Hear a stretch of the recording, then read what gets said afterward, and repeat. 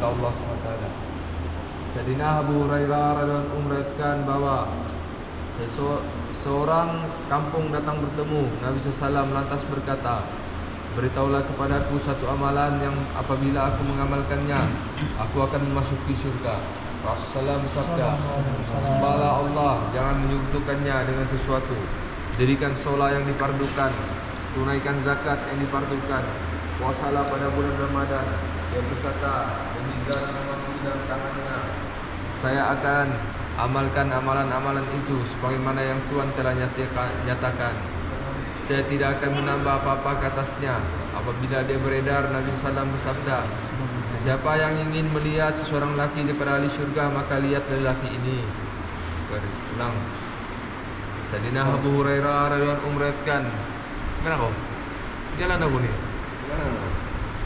Okey. Nanti kau masuk sarung dulu punya dalam kereta. Mana kau? Balik dia. Duduk lawan sini kau ni. Oh Ada urusan yang beda. Satu hadis dulu. Dengar taklim dulu kita, Bang. Taklim wala. Satu hadis. Insyaallah berkat. Ada sarung biru dulu masuk. Apa tu? Sayyidina Abu Hurairah radhiyallahu anhu meriwayatkan bahwa seorang kampung datang bertemu Nabi SAW lantas berkata, beritahulah kepadaku suatu amalan yang apabila aku mengamalkannya, aku akan masuk surga. Rasulullah SAW bersabda, sembahlah Allah, jangan kamu menyekutukannya dengan sesuatu. Dirikanlah solat yang difardukan, tunaikan zakat yang difardukan, puasalah pada bulan Ramadan.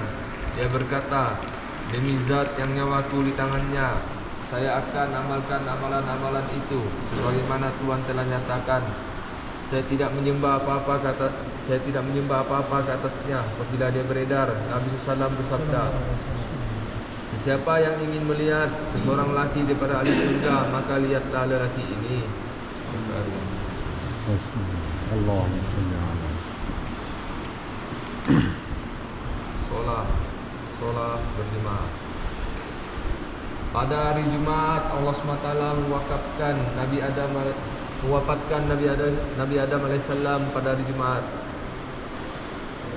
Pada hari Jumat ada suatu waktu yang Allah SWT pasti menunaikan permintaannya, hambanya. Apabila dia meminta sesuatu pada waktu itu, selagi dia tidak minta perkara yang haram, pada hari Jumat juga akan berlaku kiamat.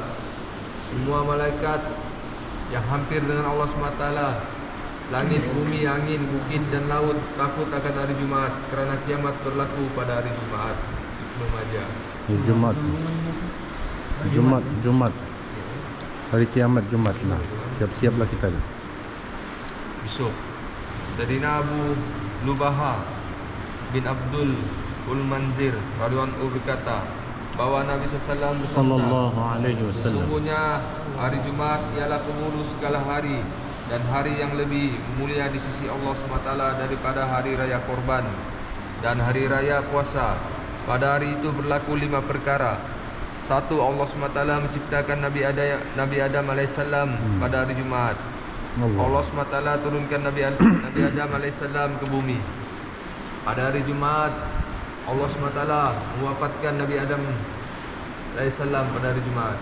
4. Pada hari Jumat ada suatu waktu yang Allah SWT pasti menunaikan permintaan hambanya apabila dia meminta sesuatu pada waktu itu, selagi dia tidak meminta perkara yang haram. Pada hari Jumat juga akan berlaku kiamat. Semua malaikat yang hampir dengan Allah SWT, langit, bumi, angin, bukit dan laut takut pada hari Jumat kerana kiamat berlaku pada hari Jumat. Allah. Sayyidina Abu Lubabah bin Abdul Munzir radhiyallahu anhu berkata bahwa Nabi SAW bersabda, sesungguhnya hari Jumat ialah penghulu segala hari dan hari yang lebih mulia di sisi Allah SWT daripada hari raya korban dan hari raya puasa. Pada hari itu berlaku 5 perkara. 1. Allah SWT menciptakan Nabi Adam AS pada hari Jumat. 2. Allah SWT turunkan Nabi Adam AS ke bumi pada hari Jumat. 3. Allah SWT mewafatkan Nabi Adam AS pada hari Jumat. 4. Pada hari Jumat ada satu waktu yang Allah SWT pasti menunaikan permintaan hambanya apabila dia meminta sesuatu pada waktu itu, selagi dia tidak meminta perkara yang haram. 5. Pada hari Jumat juga akan berlaku kiamat.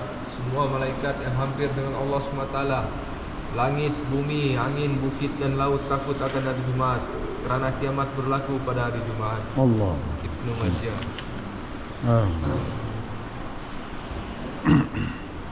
Ilmu dan zikir, kelebihan mengingati Allah SWT. Allah. Sayyidina Muawiyah radhiyallahu anhu berkata bahawa Rasulullah telah pergi ke satu halqa. Alaihi wasallam.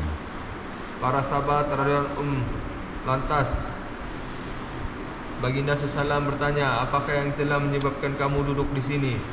Para sahabat radhiyallahu anhum menjawab, kami duduk mengingati Allah SWT dan bersyukur ke atas ihsan Allah SWT kepada kami kerana memberi petunjuk kepada kami untuk menerima Islam.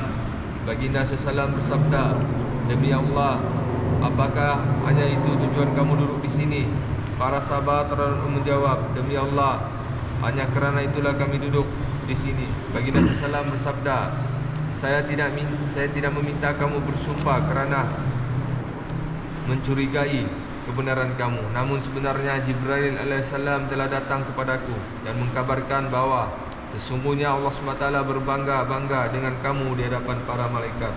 Allah. Ulang.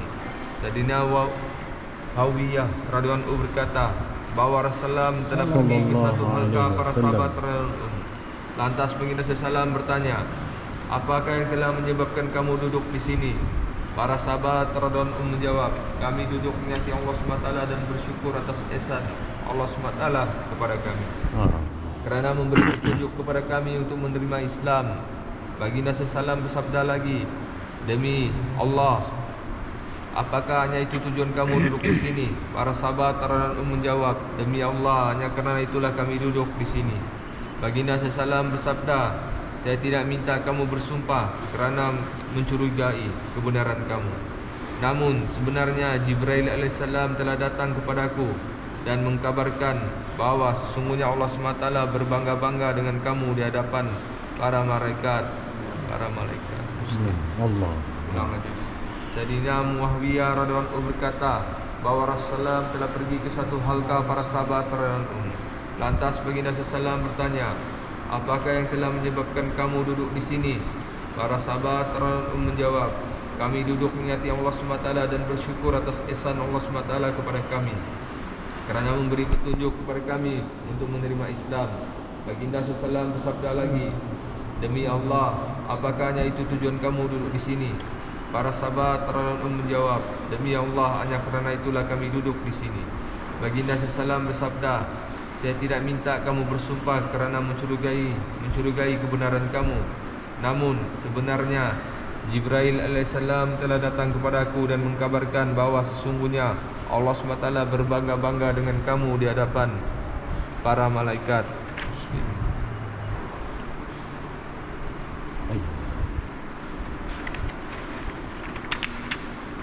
Ikhlas menyempurnakan perintah Allah semata-mata untuk beredati. Sayyidina Zaid bin Sabit radhiyallahu anhu berkata, saya mendengar Rasulullah bersabda, siapa yang menjadikan dunia sebagai maksudnya, maka Allah SWT akan menjadikan urusannya kucak kacir. Ya, ini Allah SWT akan menyusahkannya dalam setiap urusannya. Allah SWT akan menjadikan takut kefakiran terbayang-bayang di hadapan matanya. Dia hanya akan mendapat bagian daripada dunia sebanyak yang telah ditakdirkan. Dan sesiapa yang niatnya ialah akhirat, maka Allah SWT akan memudahkan urusannya. Allah SWT akan menjadikan hatinya kaya dan dunia akan datang kepadanya dalam keadaan hina. Ibnu Majah. Ulang. Sayyidina Zaid bin Sabit radhiyallahu anhu berkata, saya mendengar Rasulullah bersabda, siapa yang menjadikan dunia sebagai maksudnya, maka Allah SWT akan menjadikan urusannya kucak kacir. Ya, ini Allah SWT akan menyusahkannya dalam setiap urusannya. Allah SWT akan menjadikan takut kefakiran terbayang-bayang di hadapan matanya. Dia hanya akan mendapat bagian daripada dunia sebanyak yang telah ditakdirkan. Dan sesiapa yang niatnya ialah akhirat, maka Allah SWT akan memudahkan urusannya. Allah SWT akan menjadikan hatinya kaya dan dunia akan datang dalam keadaan keadaan hina. Ulang. Sayyidina Zaid bin Sabit radhiyallahu anhu berkata, saya mendengar Rasulullah Sallallahu alaihi wasallam. siapa yang menjadikan dunia sebagai maksudnya, maka Allah SWT akan menjadikan urusannya kucak kacir. Ya, ini Allah SWT akan menyusahkan dalam setiap urusannya. Allah SWT akan menjadikan takut kefakiran terbayang-bayang di hadapan matanya. Dia hanya akan mendapat bagian daripada dunia sebanyak yang telah ditakdirkan. Dan siapa yang niatnya ialah akhirat, maka Allah SWT akan memudahkan urusannya. Allah SWT akan menjadikan hatinya kaya dan dunia akan datang kepadanya dalam keadaan hina. Ibnu Majah. Allah.